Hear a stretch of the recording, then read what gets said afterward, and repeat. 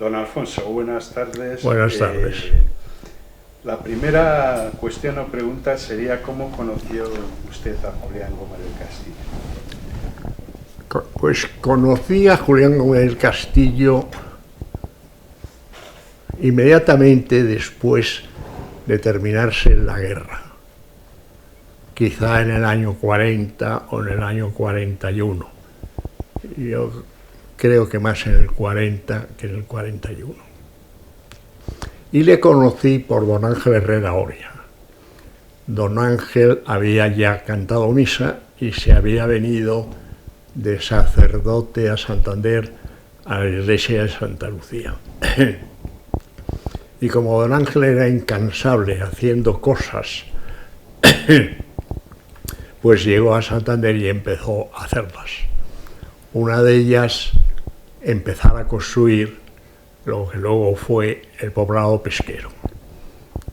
Pero en las primeras obras del poblado pesquero, don Ángel montó una escuela y buscó, por un lado, los profesores, uno de los cuales era yo, y otro era Eduardo Carriles, Pedro Pérez del Molino, chicos jóvenes de Santander y alumnos, entre los cuales estaba Julián y otra serie de personas de la edad de Julián, que tendrían poco más o menos la misma edad que yo, quizá un poco más jóvenes, y que luego han mantenido la amistad conmigo, aunque yo creo que ya han muerto pues prácticamente todos, queda uno nada más, que luego fue importante en Talleres de Astillero y fue representante de los trabajadores en el Consejo de Administración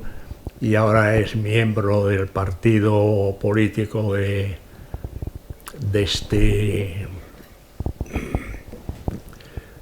por Dios, de nuestro amigo Revilla, o de mi amigo, el Partido Regionalista de Cantabria.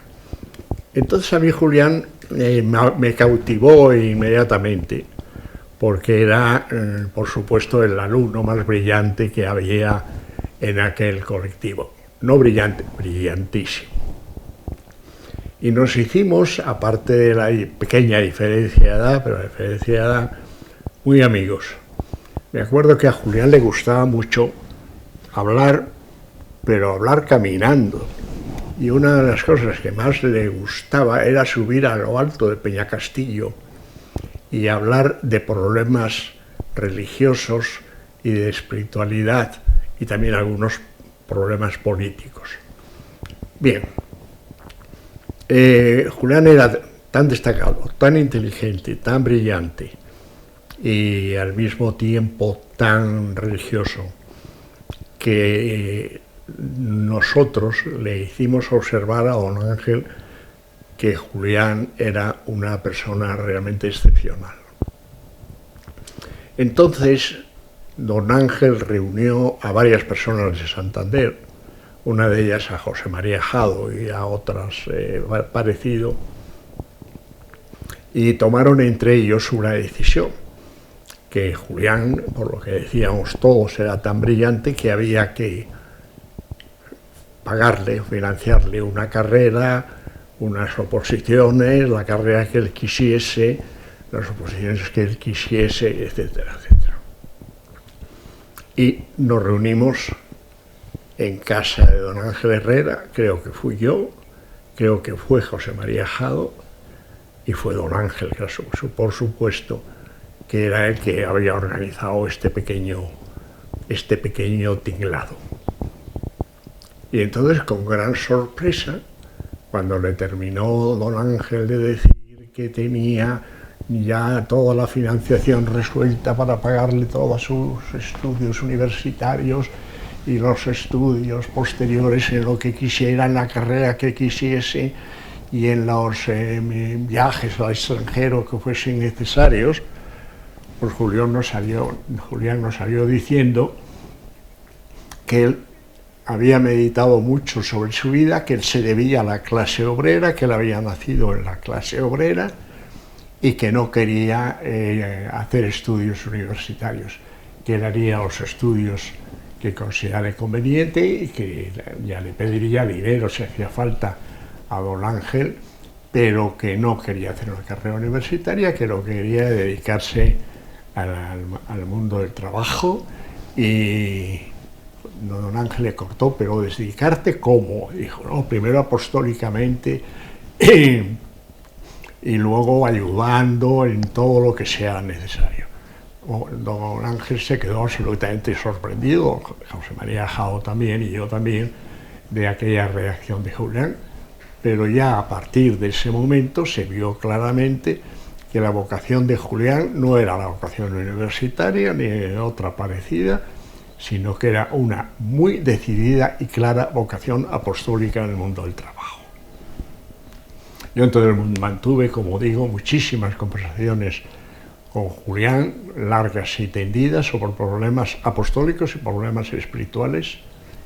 Y tengo que decir, lo digo ahora, que la influencia de Julián sobre mi persona ha sido extraordinaria.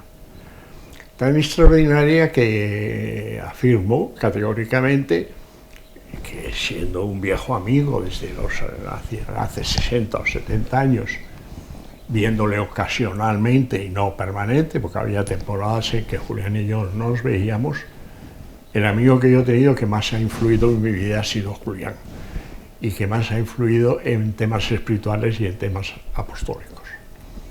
Hasta tal punto de que yo dije en una ocasión en una revista que me preguntaron sobre Julián, que yo cuando quería hacer ejercicios espirituales no me encerraba 3 días en un convento, sino que me iba a pasear con Julián por donde fuese y que con 2 horas de paseo con Julián había tenido bastante y mejor que unos ejercicios espirituales con cura, convento y sacramentos.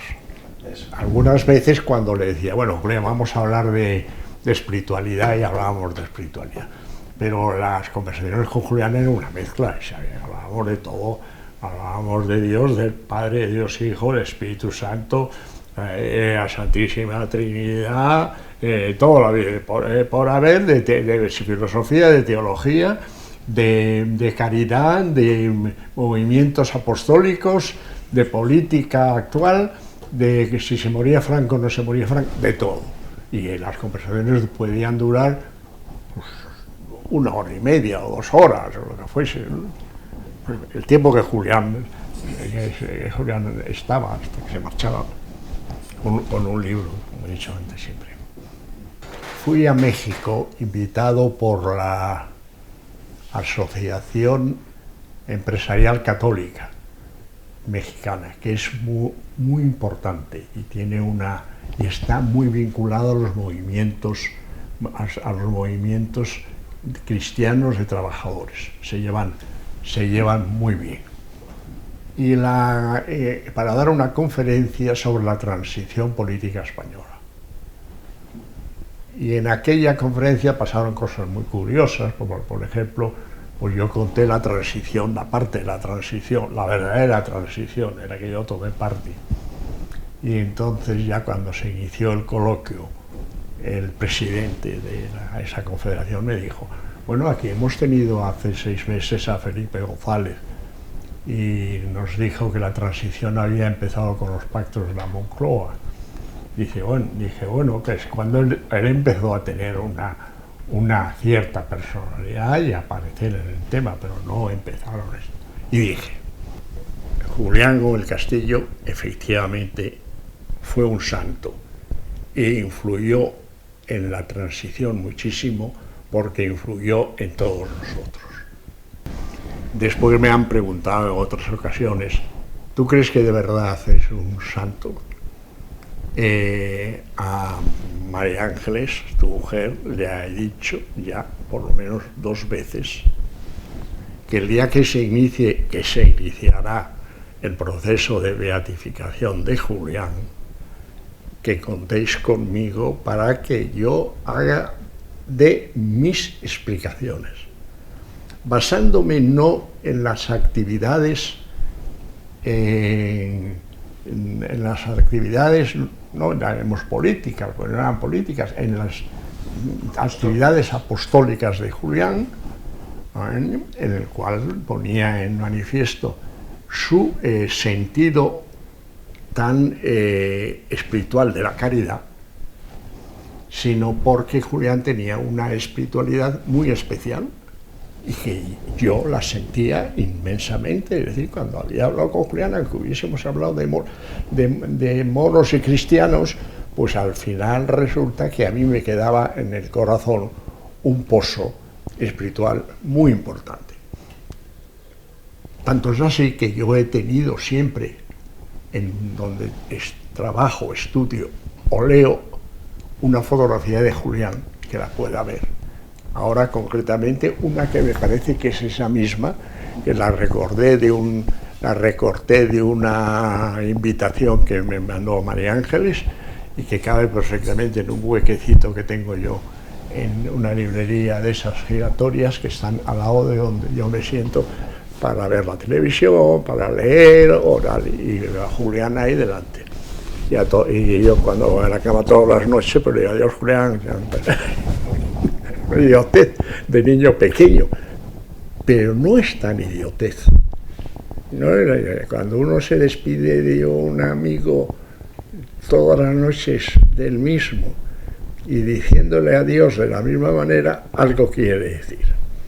Y yo a Julián le he pedido pequeños favorcitos, porque grandes cosas no sé de pedir, ¿no? Pequeños favorcitos, y me los ha hecho siempre. No sé cómo se las ha arreglado para hacerme siempre esos pequeños favores. Entonces, naturalmente, esto no es de este momento, no lo vamos a hablar ahora. Como digo, en un proceso de beatificación sí, yo hablaría de muchos sentimientos propios derivados del contacto con Julián, en los que afectan temas espirituales y que no en este momento vienen ahora. Yo no he conocido más en el tiempo que he vivido, 193 años, digo 193 años, no está mal, pues no he conocido a nadie que sea verdaderamente santo, que a mí, a este señor es un santo, nada más que a Julián. Y se aproxima, pero no llega a la altura de Julián, don Ángel Herrera.